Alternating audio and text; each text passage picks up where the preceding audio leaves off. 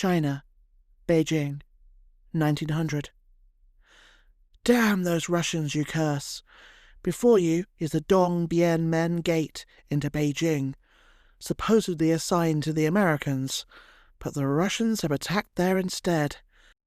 Now they are trapped there, being raked by Chinese gunfire.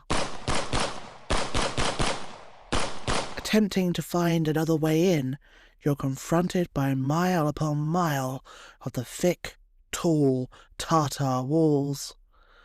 Finally, Colonel Daggett turns and shouts out, "I need a volunteer to climb up this wall."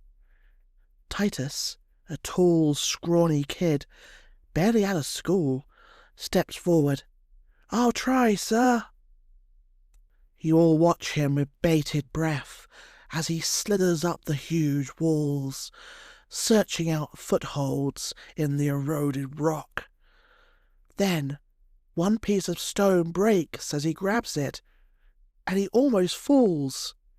Hanging by one hand, he scrambles for purchase and thankfully finds it. Finally, reaching the top, you desperately wait to see if a gunshot will ring out or if a Chinese rifle butt will crush his skull.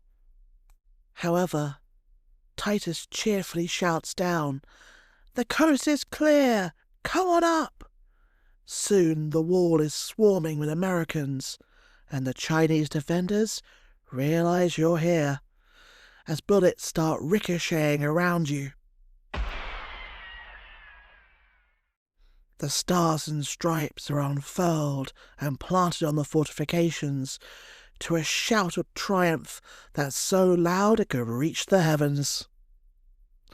I'm your host, James Barton. Welcome to Forgotten Wars. This country is at war with Germany. Today, our armed forces joined our NATO allies in airstrikes against Serbian forces. Eagle 1, first strike, you have permission to engage the target. In the first few hours after our servicemen went to the rescue of young Americans and of democracy in Grenada, Damals uns ausgebildet. Wollen diese 4 Jahre nutzen. Hello everyone, welcome to the show. Last episode, the defenders in the Beijing Legations endured a brutal siege, while probably the strangest army in history took Tientsin after a bloody battle. As the Allied army races towards Beijing to lift the siege, we're going to take a brief detour to Manchuria, where the Russian bear is taking advantage of the chaos. Just a warning that this episode is probably not safe for children to hear, as there are a lot of massacres and atrocities coming up. Manchuria was in northeastern China, with Russian Siberia to the north, Korea to the south, and Japan across the sea to the east. Resource-rich and one of China's most industrialized areas, it was also the home of the ruling Qin dynasty. Whereas the majority of Chinese are Han, the emperor and the ruling elite were actually foreign Manchus who had conquered the Middle Kingdom. The Manchus had their own separate areas in Chinese cities, and had forced the Han to adopt the Q hairstyle. This meant shaving the top of their head and then growing the back portion of hair long and putting it in a braid, all to mark their status as a conquered people.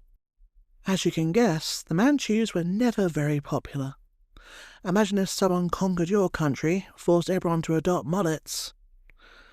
The famous banner armies of Manchuria had once been formidable war machines, but now they were a shadow of their former selves.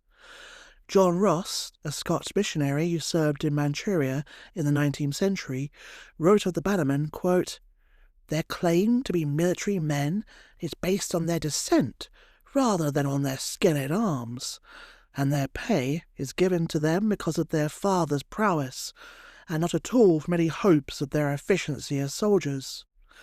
Their soldierly qualities are included in the accomplishments of idleness, riding, and the use of the bow and arrow, at which they practice on a few rare occasions each year."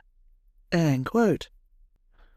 As the Qin dynasty lapsed into decadence and decline, both Russia and Japan looked on Manchuria with hungry eyes.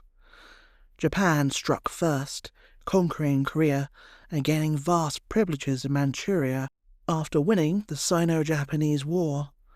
But a jealous Russia, along with support from France and Germany, forced Japan to hand over its Chinese gains to them instead. By 1900, the Russian-controlled East China Railway was expanding through the province like a spider's web, bringing with it thousands of Russian troops and engineers. The Manchus were used to being a conquering elite themselves. They despised the Russian presence, and the whole territory seethed with discontent. An explosion was just waiting to happen. It just needed a spark to set it off. Then the Boxer Rebellion erupted. Soon a mixture of Boxers and bandits went on a bloody rampage across Manchuria. That symbol of Russian power and influence, the railways, were overrun and vandalized. Hundreds of Russians were killed, the tattered remnants and refugees fleeing to the regional capital of Mukden, where they were soon under siege. Ironically, St. Petersburg was overjoyed by the violent rebellion, with the Russian Minister of War openly admitting, quote, "This has given us an excuse to occupy Manchuria." End quote. 70,000 Russian troops were moved to the border in preparation for an invasion, as the situation continued to veer out of control. The Qing bannermen now joined the Boxers, and they tried to stop a Russian warship, the Mikhail, from sailing past the city of Beijing, with ammunition supplies for the besieged garrisons. Tensions rose as the Mikhail was joined by another Russian battleship, the Selenge. A Russian colonel went ashore to protest. An eyewitness later recorded that, quote, "The colonel's manner was haughty and imperious. His countenance was fierce and pompous. He cursed and said, 'You bunch of swines, do you dare to challenge me?'" End quote. The colonel ordered the ships to open fire, and battle was joined, with the Russians getting the worst of it. A fierce battle resulted that forced the damaged ships to retreat and left 20 Russians dead. Even the pompous colonel was badly wounded. Drunk with success, the Qing and Boxers attacked the Russian border town of Blagoveshchensk, but as they lacked the manpower to capture it, they merely bombarded the town with artillery. This was a bad mistake, as in the resulting atmosphere of fear and panic, a horrific massacre by the Russians would occur. The order went out from local officials. All Chinese citizens on Russian territory were to be expelled. Expulsions were really a euphemism for extermination and ethnic cleansing. Inevitably, the worst violence happened at Blagoveshchensk. Thousands of Chinese and Manchu residents of the Russian city, servants, traders, labourers, men, women and children, were rounded up by police and volunteer militia, and on 4th of July they were systematically herded towards a precipice over the River Amur.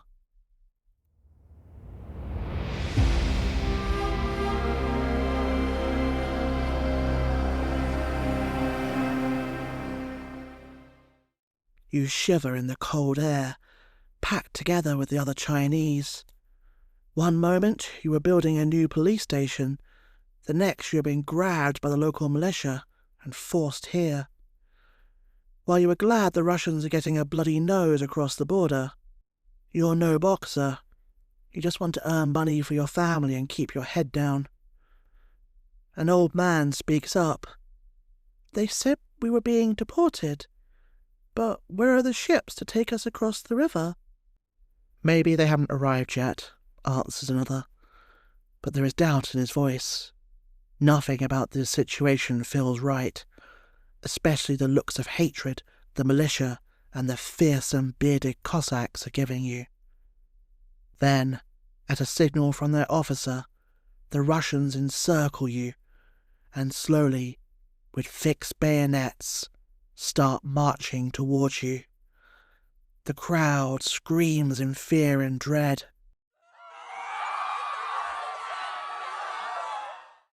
as the Russians make the circle smaller and smaller, forcing you back against the precipice. The younger and stronger men charge the Russian lines, trying to break through. You are tempted to try yourself, but the majority are casually bayoneted to death. Those that do break through are chased by the Cossacks on horseback. The savage glee in their eyes terrifies you to the bone. As you are pushed back, you see the old man who asked where the boats were fall off the precipice into the ice-cold waters below. The rest of the crowd are desperately trying not to fall in. You fall to your knees, begging the men not to do this, but their eyes remain hard and cold, while their officer shouts out, "Fire!" This is a faithful reconstruction of what happened, even down to the builders who were grabbed, ironically, while building a police station. Those that didn't drown in the river were shot or hacked to death by the Cossacks. There were only a few survivors out of the 5,000 Chinese that had been gathered there. Some of the Russian volunteers who participated in the massacre denounced their comrades for their brutality, with one claiming that, quote, "only beasts, completely devoid of humanity, could bear to endure such things," end quote. Having purged Blagoveshchensk, the militia and Cossacks moved on to an area called the 64 Villages. Technically on the Russian side of the border, an old treaty with Beijing meant the villagers were still Qing citizens and lived under Chinese law. Here, the villagers fought back with the help of the Boxers and the Qing military, but were soon driven out as similar massacres destroyed the 64 villages once and for all. For the coup de grace, the Russians then turned on the city of Beijing, where their ships had been stopped. Blasting their way into the city with the help of 2 cannons, the Russians flooded through the gates, slashing their sabres and firing their guns. The whole city was burnt to the ground. All that exists of it today is one temple building. Having bloodily expelled the Chinese from the border areas, now over 200,000 Russian soldiers poured into central Manchuria. The Manchu bannermen fought fanatically, as befitting their warrior origins, but they were no match for an army with modern weapons. As the Cossacks burned and murdered their way through the countryside, hundreds of thousands of refugees fled towards Beijing. The Russian invasion of Manchuria during the Boxer Rebellion is one of those events that would have huge consequences, but is barely remembered now. Russian troops would stay in Manchuria long after the rebellion had been crushed, leading to rising tensions with Japan and eventually the Russo-Japanese War. For the Qing dynasty, I would argue this was a bigger disaster than the future fall of Beijing. Manchuria was their homeland and the source of their most loyal forces and supporters. The Russian trail of destruction broke the back of the Manchus. The Qing were now on their own. It's not surprising that the dynasty would soon be overthrown. The massacres of Chinese on the Russian border has not been forgotten in China, even if knowledge of them has occasionally been repressed. Though Moscow and Beijing are currently friendly, the Chinese Communist Party is reviving study of the massacres, linking them to a need to regain the vast lands China lost to Russia. If I were Vladimir Putin, I would be keeping a very careful eye on that border. Now, back to the Allies in Tianjin. 20,000 men had just set off on the 90-mile journey to Beijing, following the Peiho River. Ironically, this was the same route the Anglo-French force had taken in 1860 during the Second Opium War. The first resistance came at a hamlet called Beikong, where General Dong and his Kansu braves were waiting for them. Too late, the Allied army realised his goal was not to defend Beikong, but instead to kill as many foreigners as possible before they reached the capital. His troops destroyed a dike on the left bank of the river, pinning the French and Russians behind floodwaters and curtains of artillery fire. The day was only saved by the heroism of the Japanese, who stormed the Chinese fortifications and drove out the defenders. They paid a heavy price for this, losing 60 men compared to 50 for the Chinese. As the column marched on, the weather became the main obstacle, when hot, dry air from the Gobi Desert blew in and turned the North China Plain into a furnace. The temperature was constantly above 100 degrees during the day, and the men had to march through cornfields 10 to 15 feet high, which eliminated any breeze. Many were prostrated by the heat, dust, and sun. Men and horses would collapse mid-march from sunstroke. Some, never to rise again, while others were driven mad by the thirst and the heat. One soldier, the war correspondent Henry Savage Landor reported, quote, "who had become a raving lunatic, with his tongue parched and frightfully distorted features, was making gestures to his companions to shoot him, because he could bear the pain no longer." End quote. The soldiers were ordered not to drink from the Peiho River, but as the sun beat down, this was soon ignored. Sadly for the troops, that river was filled with human excrement and the decaying corpses of those murdered by the Boxers.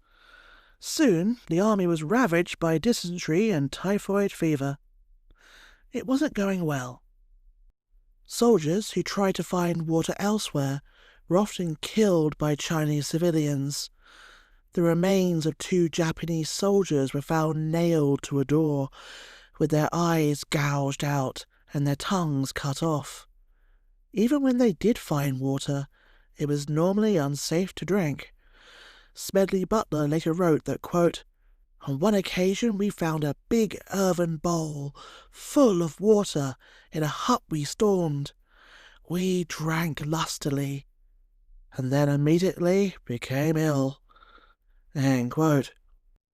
Every nation suffered from the heat, but the British and Americans made an amateur mistake that made it so much worse for themselves. The Japanese decided to avoid the heat by leaving every day before dawn, while the French and Russians took the opposite tack and hung back until darkness fell. The British and Americans, however, departed around midday, when the sun and the heat were at their zenith. Clouds of dust blew into their eyes and peeling noses, while hordes of biting insects descended on these poor men. Horses died in the road, only the curses and screaming of the sergeants keeping the battered men going, while at the same time most of them were constantly fouling themselves. Perhaps because of all the hardship, the Allied army was extremely brutal to the civilian population. Russian Cossacks killed any Chinese they came across. At least one suspected Boxer rebel was kicked to death by the Japanese. As the Allies advanced, they left behind a trail of death, destruction, rape, and rampant looting. The Imperials would make their last stand before Beijing at Yangsun. At first glance, it appeared formidable. The country was flat, with little cover for any attacker, except for fields of millet and corn. A 30-foot-high railroad embankment gave excellent shelter to the defenders. Yet as soon as the Allies appeared, the Chinese officers ordered the modern artillery to be withdrawn so it could be preserved. This had an appropriately negative effect on the rest of the army, their lives seemingly worth less than the fancy artillery. The Americans will play the major role in this battle under their commander, Major General Abner Ramanza Chaffee, a 48-year-old cavalryman with a fierce, scowling face, bushy moustache, bronze skin, and a puffed-out chest festooned with ribbons won in his numerous campaigns. He was a veteran of Gettysburg and had fought in most of America's conflicts since then. He was famous for inspiring his men by yelling in the heat of battle, quote, "Forward! If any man is killed, I will make him a corporal." End quote. Right from the start, things began to go wrong, due to a lack of coordination among the Allies. As Chaffee moved out with his detachment, he came in contact with enemy troops firing from a village to the northeast. Just as he was ordering his artillery to silence the guns and the 9th Regiment and Marines to advance on the village, he received an urgent message from Gately requesting immediate support. Chaffee was in a difficult position, having begun a risky manoeuvre against entrenched infantry to the east. Now, if he were to heed Gately's call, Chaffee would have to disengage and reverse direction to the west. Rankled at what he considered an overreaction on the part of the British commander, Chaffee, nevertheless, decided to comply. The confusion of orders and counter-orders is best captured in the words of Colonel Coolidge, commanding the 9th Regiment, quote, "Captain Crozier then came up and said he had been directed by the commanding general to show me the line of the attack of the 9th Infantry, viz. To the village on our right. The direction of the line of the battle was then changed more to the northeast on the village. Captain Hutchinson, Adjutant General, then came up and directed me to change the direction of the 9th Infantry line onto the water tower of the railroad and proceed towards that point, which I started to comply with, when another staff officer came up and directed me to move onto the village on our right. I again changed the line of attack upon the village." End quote. If this all seems ridiculously complicated, that's because it was. The Americans were virtually going round in circles at this point. With the enemy to the east at least silenced, if not destroyed, the general directed his artillery and marines back towards the railroad.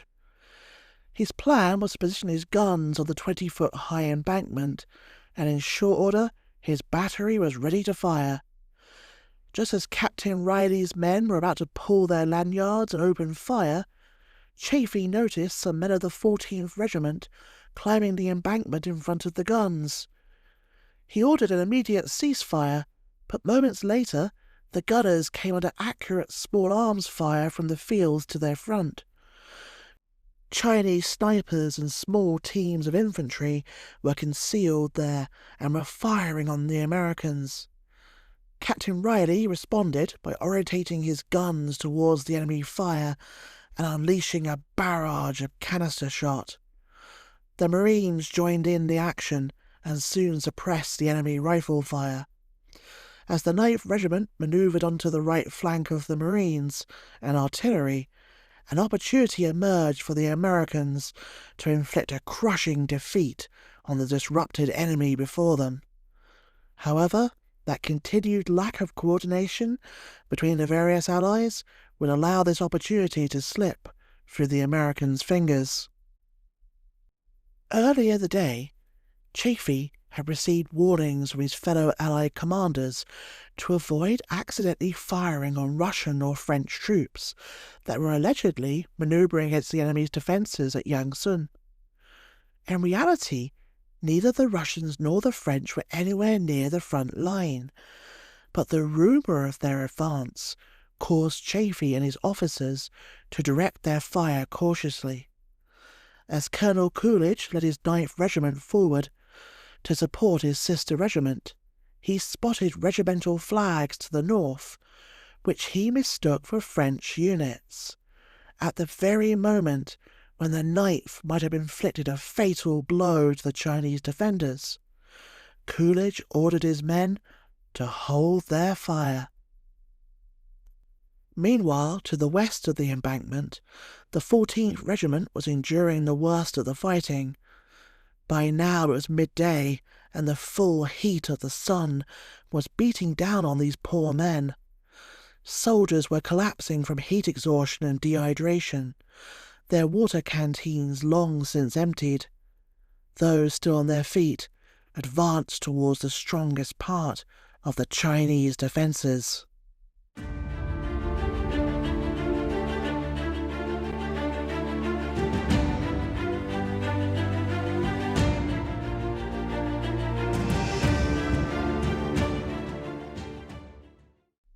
The dust rises in thick clouds, stinging your eyes and obscuring the battlefield.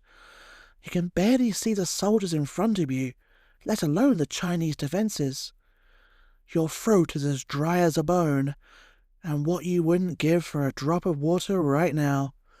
Bullets whiz through the dust clouds, and you hear a scream to your right. Must be getting closer to the Chinese lines. Then, as if by magic, the clouds seem to part, and there are the enemy positions in front of you. "Men, halt!" barks your Colonel Daggett. "Open fire!"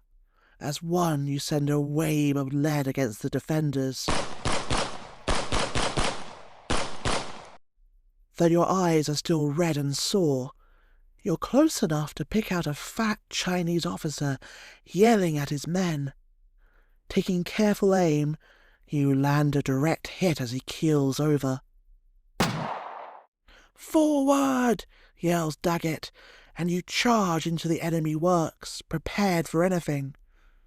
But the Chinese are already fleeing, only firing a couple of shots to protect their escape. Looking back, you can see the British are still far behind. "Too slow, limeys," you laugh to yourself. Suddenly, a whistling sound fills the air. And an explosion throws you to the ground. More shells pound into your ranks as you frantically try to take cover. "Where are these coming from?" yells Daggett. "The Chinese have already withdrawn their artillery." You have no idea, but bury your head in the ground as more shells whistle overhead. As the Americans were pounded by artillery shells from three sides, they discovered it was actually friendly fire from the Russians.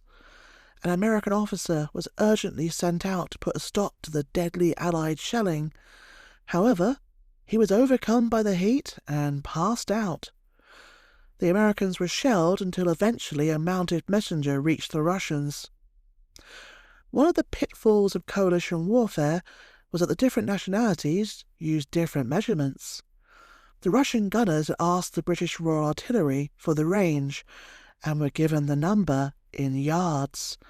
However, the Russians assumed it was in meters, since they used the metric system. Chaffee's men paid a high price for the mistake. Daggett's soldiers, exhausted and weakened by casualties, continued their attack through the enemy position, finally clearing everything to the west and south of the railroad embankment. From there, they crossed the embankment and advanced to within 500 yards of a group of buildings, protected by a wall. Daggett lamented in his report that with one fresh company he could have immediately cleared the position, but his men were completely spent. Luckily, the few remaining enemy soldiers scattered, leaving the Allies with only the intense heat to contend with. The combination of a grueling march, heavy backpacks and scarcity of water was enough to halt the advancing army. Exhausted, the troops rested, buried their dead, and evacuated the wounded by river to Tientsin, waiting for their commanders to decide the next move. The Americans had suffered 26 dead and 39 wounded, mostly from the friendly fire artillery bombardment. The British and Russians both lost 7 soldiers each. Chinese losses were pretty minor. Less than 40 were killed. It had been a strange battle.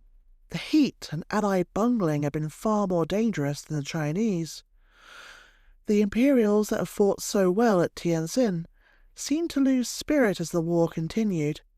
At Yangtze, they abandoned strong positions pretty easily, with all levels of command appearing to have lost enthusiasm for the war. For the next 5 days, the chief enemy was the heat. The armies met only scattered resistance from Chinese imperial troops, but the route of advance was marked with groups of soldiers from each nation lying exhausted on the roadside as temperatures exceeded 100 degrees. Stragglers were directed to rejoin their units by nightfall each day. On the morning of the 12th of August, Japanese forces reached the walled village of Tongchao and blew down the gate before first light. Once inside, they found that the Chinese had already abandoned the village. Messages passed among the Allied commanders, and the various national contingents converged on Tongchao to prepare for the final assault. Fortune finally smiled on the exhausted troops as the weather clouded over, providing some relief from the heat. The commanders met to consider their next move, but the Russian commander, General Linovich, insisted that his troops needed a full day to rest before proceeding. The other commanders disagreed, and in the end they reached a compromise. They would use the next day to reconnoitre Beijing's walls and gates in preparation for the final attack. The question was, how would the Chinese react to the Allied army reaching Beijing? Would they attempt to escalate the attacks on the Legations, to punish the foreigners' insolence and finish off the wretched defenders? The answer, apparently, was yes. The beginning of August found conditions in Beijing worsening rapidly for those trapped in the Legations. The Chinese converts, hunkered down in the Fu, had seen the worst of it, and were down to eating tree bark, seeds, and an occasional stray cat or dog. The Westerners and Japanese enjoyed a more sophisticated diet of horse meat and whatever tin rations they could find, though they did still have plenty of champagne. Disease was rampant, and the flow of casualties into the makeshift field hospitals never abated. The suffering community had to endure endless vacillation by the Chinese, which added to their sense of distress. Ever since the quasi-truce of mid-July, imperial officials kept in communication with Sir Claude and the other ambassadors. They gave vague promises of relief, mixed with proclamations of sympathy and goodwill. But at the same time, their soldiers kept sniping, and the shouts of "Shah! Shah! Kill! Kill!" continued. On the 13th of August, new imperial troops entered the capital and began to position closer to the Legations. Rifle fire intensified, forcing some within to lie prone and immobile for hours. Even worse, General Dong finally managed to get Prince Chuan to hand over a few of the modern Krupp guns. Chinese artillery pounded at the defences, battering down wall after wall, while the defenders scrambled to reinforce their barricades. As evening fell, the Chinese made their last and strongest effort to break into the Legations. For the first time, they even situated a rapid-fire Krupp field gun on the imperial wall, where it could fire down into the Legations. That gun did more damage in 10 minutes than all the old Chinese smoothbores had done in the past month. Thankfully for the defenders, some excellent shooting by the Austrian Maxim gun took out the crew and prevented the Chinese from using it again. Meanwhile, fresh imperial troops launched a determined attack from the Mongol market on the southwest corner of the British legation.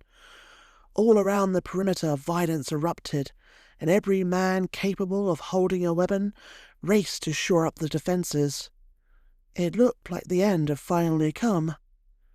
Suddenly from the east came the distinctive booming of artillery. The Chinese attacks paused, and both sides fell silent so they could listen to this new development. Soon there could be no doubt what they were hearing. The relief army was pounding at the walls of Beijing. To avoid more instances of friendly fire and overstretch the Chinese defenders, each nationality was given a separate gate to attack. The Russians were to attack the Tongchimen Gate at the northeast corner of the city. This would bring them into the Tartar city near the old Russian church and within striking distance of the American Presbyterian Church. They could also threaten the imperial city. The Japanese were assigned the Chihamen Gate, which would bring them into the centre of the Tartar city near the East Cathedral, the London Mission, and the Chinese Foreign Ministry.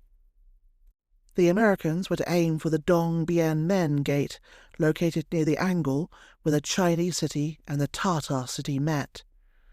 This gate was closest to the legation quarter and might offer the fastest opportunity to rescue the besieged defenders. Finally, the British were to attack the Shaoman Gate, which would bring them into the Chinese city. Theirs would be a risky attack, with the other allies being unable to support them if anything went wrong. But also, it might lead to the opportunity to sneak over or through the Tartar wall directly into the legation compound. It was a good plan, but those pesky national rivalries would soon undermine it. They were working together to teach the Qing a lesson they would never forget, but each foreign detachment worried about ending the war in the most adventurous position possible. Two elements that would determine political leverage after the war would be the size of each nation's military force in Beijing and the order in which they entered the city. General Linovich, the Russian commanding general, could do nothing to increase the size of his force, but in the middle of the night, on the 13th of August, he decided to try and steal a march on his allies. He sent a patrol in strength towards Beijing, finding the way clear and wanting to get a jump on the other contingents. The Russians attacked at once, but in the confusion of the night, the Russians attacked the Dong Bien Men Gate, which had been assigned to the Americans. After blowing up the outer gate with artillery, the Russian troops were pinned down by murderous fire in the courtyard, unable to advance any farther. As soon as the other Allied forces realized the Russians were gone from the camp, they hurriedly packed up and set out on a mad dash for the glory of being the first to reach the legations. Chaffee was furious and raced to the Dong Bien Men Gate. With disdain he noted, quote, "The Russian artillery and troops were in great confusion in the passage, their artillery facing in both directions, and I could see no effort being made to extricate themselves and give passage into the city." End quote. Unable to advance with the Russians blocking the way, the US units simply slid south. Here they confronted a section of the Tartar wall, 30 feet high, and no gate in sight.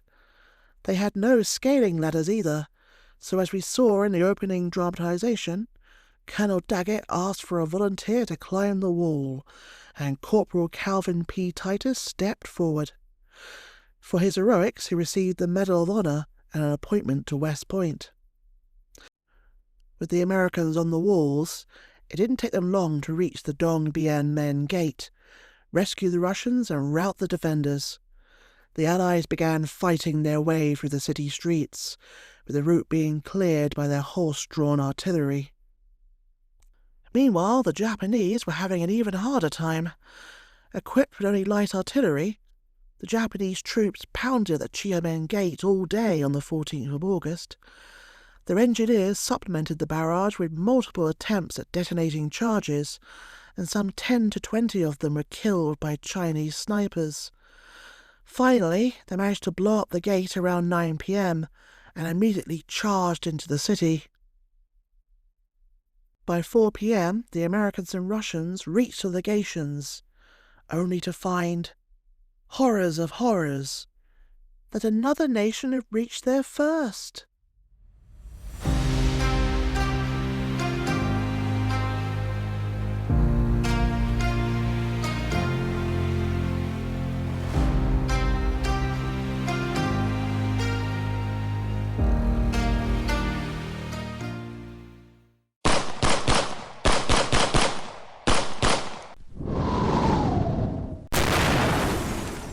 In the distance you hear the sounds of gunfire and artillery shells, but still you can't quite believe that the Allied army is finally here. You're a German Marine who has endured the siege, battling against impossible odds as the Imperials relentlessly attacked. You long ago lost your optimism. Until you see an Allied soldier, you're not going to assume anything. Suddenly, a shout goes up. Someone's coming through the drainage ditch. Racing over, you can see hands pushing against the iron-barred grate. Raising your rifle, you wait to see if it's Imperial troops or the Allies. One would be your saviours, the other, your doom. The grate falls, and out comes a white officer in a filthy uniform, followed by Sikhs wearing khaki and red turbans. As you lower your rifle, the officer strolls up and says, "Hello, old chap. I hear you being a spot of bother." As you shake his hand, your mouth drops open. These Englanders are crazy. Yep, it was those damn limeys. They had been rather lucky as well. With the Chinese defenders distracted by the other Allies, the British had waltzed into the city unopposed. A furious Chaffee complained, quote, "We did the fighting, and the British gathered the fruits." End quote. You may have noticed I haven't mentioned the French. Well, they got hopelessly lost and didn't participate in the battle. They would later turn up as night fell, utterly exhausted. Early the following morning, the Empress Dowager, Cixi, and her retinue fled the city, disguised as peasants and in the company of a mixed band of demoralized imperial troops. To save face, they claimed they were going on an inspection tour of the provinces, and then a hunting trip. It had nothing at all to do with the Allied army, rampaging into Beijing, of course. This didn't really fool anyone. By the time the Allies thought about approaching the legendary Forbidden City, no one of any authority or responsibility was left there. The Allies, ignorant of the court's desperation, contemplated their attack of the imperial city with dread, because they assumed it would be well defended. They were surprised, gratified, but also a bit disappointed to find the Empress's troops gone. Back in the Legations, there was quite a contrast between rescuers and rescued. The relief army had been on the march for a week. The men were tired, sweaty, and dirty. Henry Savage Landor, the journalist, noted that some of the non-fighting men in the Legations, on the other hand, quote, wore starched shirts with extra high glazed collars, fancy flannel suits, and vari-coloured ties. We dirty creatures thought these particular fellows silly and objectionable. They put on such patronising airs that it made one almost feel sorry we relieved them. End quote. The siege had taken its toll. 66 foreigners had been killed and 150 wounded. Many more Chinese Christians had perished. Outside Beijing, 240 missionaries were murdered in North China in 1900, many of them women and children, along with some 30,000 Chinese converts. Inside Beijing, the legation quarter had not been the worst hit. Unknown to the outside world, 3,400 Chinese Christians and 55 missionaries had clustered inside the Peitang Cathedral, protected by just 43 Italian and French sailors. More than 400 died in all, including 75 children, some from wounds, others from starvation and disease. It was truly a miracle that the rest survived. The Boxers, before they were expelled from the city, rather imaginatively attributed their failure to a, quote, 10,000-woman flag, end quote, that apparently been woven out of pubic hair, and that the defenders supposedly draped on the cathedral, thus negating the Boxers' magic. With Beijing now under Allied control and the court having made a run for it, the victorious Allied soldiers took out their frustrations on the civilian population. Beatings, bayoneting, and mass public executions, often thronged by victorious crowds of soldiers, missionaries, and photographers, were the order of the day.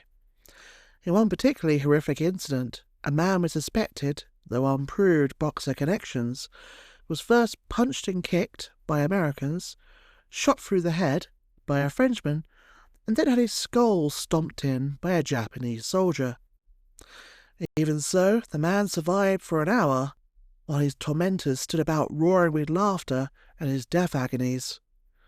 Now that's international cooperation. Count Alfred von Waldersee, the German field marshal who had been meant to lead the Allied army but had to travel all the way from Germany, finally arrived. Taking command, he ensconced himself in one of the Empress's palaces with a Chinese concubine to warm his bed, and carried out Kaiser Wilhelm II's orders to behave, quote, just as the Huns 1,000 years ago did, end quote. The German troops were particularly enthusiastic in staging grisly reprisals against the Chinese. Chaffee later observed that, quote, where one real boxer has been killed since the capture of Beijing, 50 harmless coolies or labourers on the farms, including not a few women and children, have been slain. End quote. In between the killings, the Allies went on a looting spree of epic proportions. They looted for days, for weeks, for months. They looted arsenals, mints and palaces. They looted the instruments from the old Jesuit observatory. They looted salt stocks in Tientsin, and treasure from pawn shops. They looted houses and hovels. They looted tombs. They took furs, silks, paintings, jades and porcelains. They looted gold plate from the roofs of temples. They took books and statues. And what they did not like or could not take, they trampled underfoot, tore, burned or wrecked. Military convoys were organised to ferry out the stocks of silver from treasuries, while prowling private soldiers butchered householders and stole their possessions. Polly Condit Smith, the young American visitor who had been trapped in a legation quarter, found various admirers presenting tokens of their affection. A Russian officer tried to give her a sable coat. A Frenchman offered her a tortoiseshell bracelet set with pearls, while a Sikh presented an expensive clock and 2 chickens. Ironically, it was the chickens she valued the most. That's the way to a woman's heart, everyone. At least at the time, everyone was very open about the looting. Colonel Daggett even wrote that, quote, was there looting in Beijing? Yes. Did Americans loot? Hell yes. End quote. But after the scale of looting became a scandal back home, the various nationalities began blaming their rivals. The British accused the French of being the worst looters, while the French blamed the British right back. The Russians claimed to be shocked, I tell you, at the behaviour of the so-called, quote, savage Japanese, end quote. In turn, the Japanese wrote of the Russians' uncontrolled reign of terror and theft. The one thing they could agree on was that the Germans were definitely the worst. Not surprisingly, the insulted Germans blamed the Russians and the British. In reality, no one had clean hands. Beijing was divided up into different occupation zones for each nationality. Soon, the local population was dealing with an 8 p.m. curfew, the fact that no more than 3 Chinese were permitted to gather or walk together in public, while opium dens, bars and gambling houses were also closed. The Allies were in something of a bind. Technically, they had been fighting the Chinese government, but they didn't want to overthrow Cixi and her court. Instead, they embraced the fiction that they had solely been fighting the Boxer rebels, and that Cixi and the imperial government had been held hostage by this violent mob. But they were not going to let China off easy. The imperial court was forced to sign the Boxer Protocol, which contained a number of inventive punishments. China had to pay the West an indemnity of $335 million over the next 39 years at 4% annual interest. Ever since the Opium Wars, it had become standard practice for the West to make China pay the costs of defeating it. The full amount would never be paid. Starting in 1908, President Theodore Roosevelt turned over the US share to pay for Chinese students to be educated in the US. The Taku forts had to be demolished, and large numbers of Allied troops would now be stationed in northern China, while the Westerners plus Japan would now have exclusive control over the legation quarter. Prince Yuan, the conservative faction leader, became the official Qing dynasty scapegoat. The foreign powers urged the death penalty for both Yuan and General Dong, but the Chinese asked for leniency. Yuan was exiled to Turkestan, but instead retired to the residence of a Mongol prince. General Dong was stripped of his honours and office and exiled to Gansu province, but was still allowed to command a small army of 5,000 men. Meanwhile, some junior courtiers were condemned to commit suicide, and those who had already died were subject to, quote, posthumous degradation, end quote. To atone for the murders of the German minister Baron Clemens von Kettler and Japanese Chancellor Sugiyama Akira, Chinese envoys had to travel to Germany and Japan to apologize. Furthermore, the Chinese were required to build a vast memorial arch on the site where von Kettler had been murdered. Unveiled in January 1903, the Emperor's brother announced it stood as a symbol of peace, of friendly Sino-German relations, and as, quote, a warning to the people, end quote. German troops paraded through it, reinforcing that last point. Thanks to the Boxer Protocols, new opportunities soon presented themselves. Thousands more soldiers were to be garrisoned in the north. Build a brewery for them in Qingdao. They'll be thirsty, and there are reliable supplies of water nearby. The Anglo-German Brewery Company began operations in 1903 as a result. If you ever drunk the famous Chinese beer, Qingdao, this is where it started. Thousands of soldiers were also a big market for prostitution. In flowed thousands of women to serve this new demand. Many came from Eastern Europe, others were American, and most said they were, for Shanghai preferred American girls in the brothels. The impact on Chinese Christians and church workers in North China was huge. The missionary cause had lost scores of foreign workers. At least 40 Catholics and 135 adult Protestants of all denominations were killed. Their martyrdom, however, had consecrated Chinese soil more richly than ever before, and their experiences and those of the survivors were vividly recorded in pamphlets, books, and lectures. The results were that the numbers of missionaries greatly increased over the next 2 decades, doubling by 1920, and their ordained Chinese staff growing in strength 5 times over. Missionaries, soldiers and prostitutes, beer and Bibles all made their way to the newly pacified China.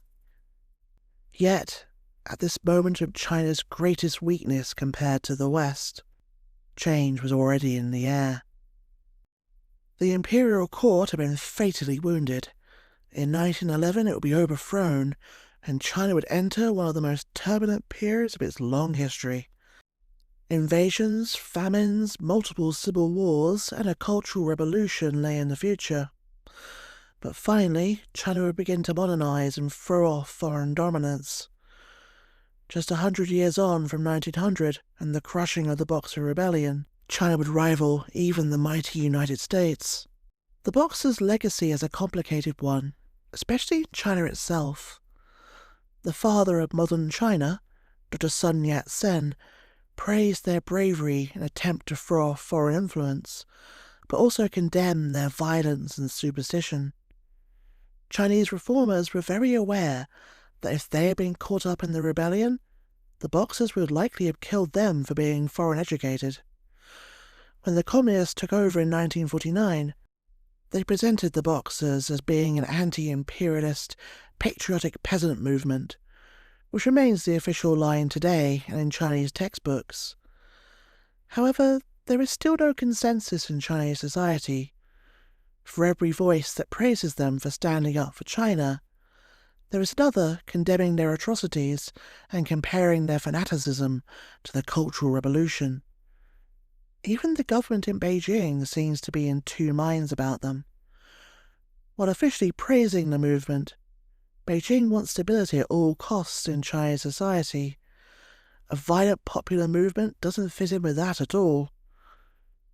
China still doesn't know what to make of the Boxers. Thank you for listening. To help the podcast grow, please like, leave a review, or tell a friend. In the final episode of 2025, we're covering the Mayaguez incident. An American ship is seized by the Khmer Rouge. The resulting rescue attempt will be one of the worst operations ever launched by the US military. See you next time for more Forgotten Wars.